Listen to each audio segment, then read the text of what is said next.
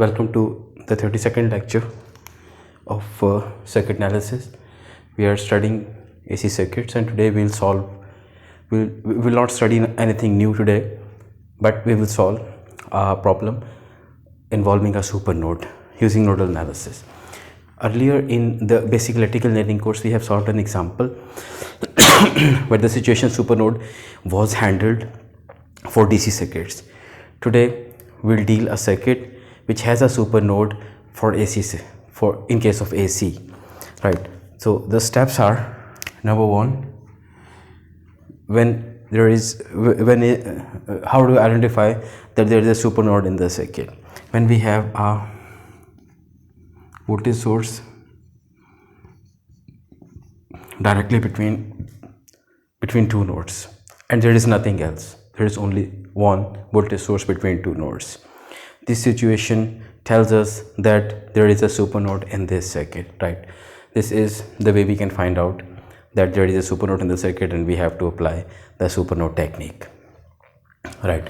This is the given circuit for which we have to find the output voltage V out, and this has the same situation as it is required for this supernode analysis. This is node 1. The voltage is assumed to be V1 for this node, and this is the other node V2, and we assume a voltage V2 for this node, right? And then what we do is, now we have identified that there is a supernode in the circuit. So what we have to do is we have to make a cloud.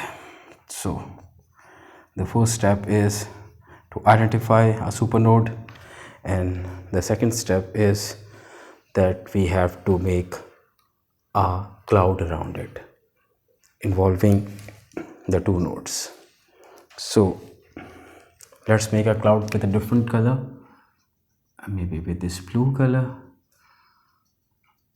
These are the two only colors available to me, and the voltage on the left side of this cloud is V1, and to the right of the cloud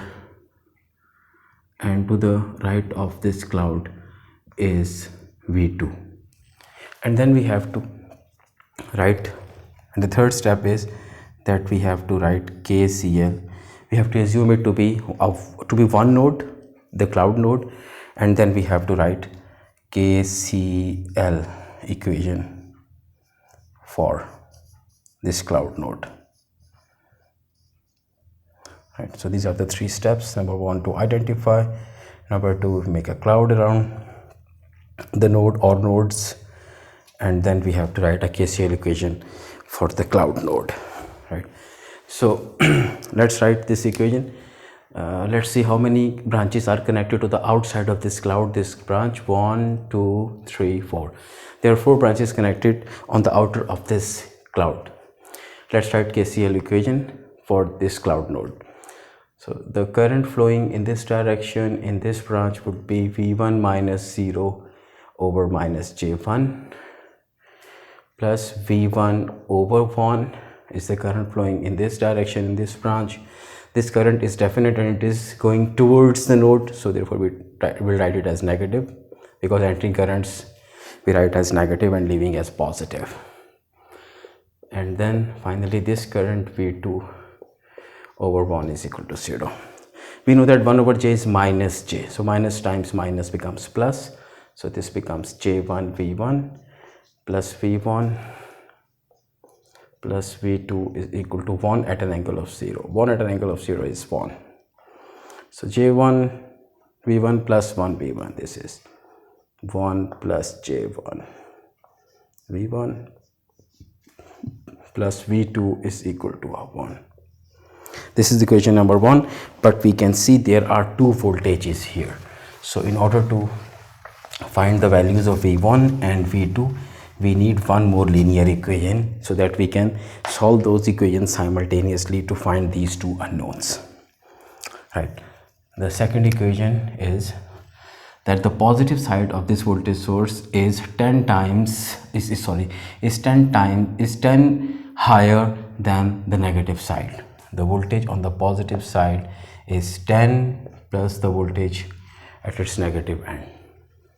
Because the magnitude of this is 10, so the voltage at the positive side will be the voltage at the negative side plus the magnitude of the voltage source. This is 10. So this is V2 is equal to 10 plus V1. Right, now we can put the value of V2 here to find V1, or alternately we can find V1 in this equation, which is V2 minus V10. This is equation number 2. So if we put the value of V1 from equation 2 right in equation 1, so plug this value of V1 here and you can find V2.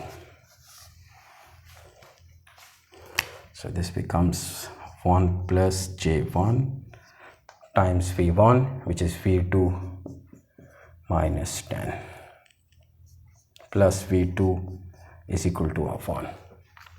So this is 1 plus J1 times V2 minus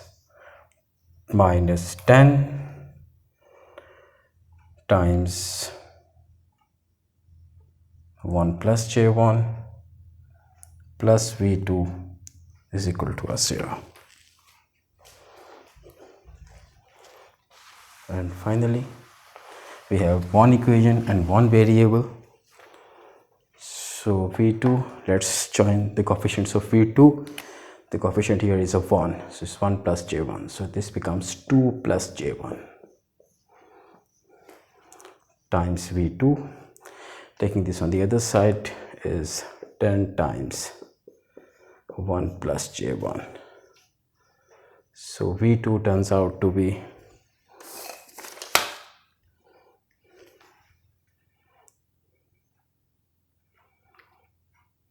is equal to 1, right?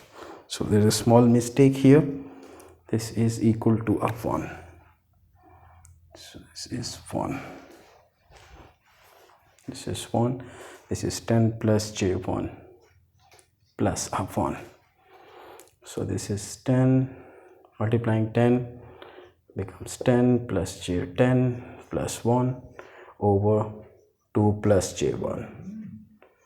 This is 11 plus J10 over 2 plus J1 volts.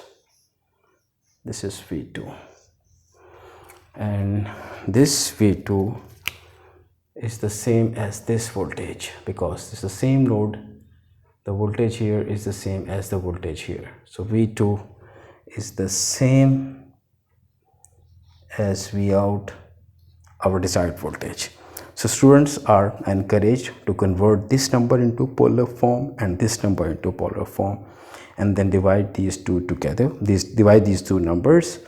When we divide, the magnitudes are divided and the angles will be subtracted, and you will get the answer in polar form. We will keep on studying AC circuits in our upcoming lectures. Thank you.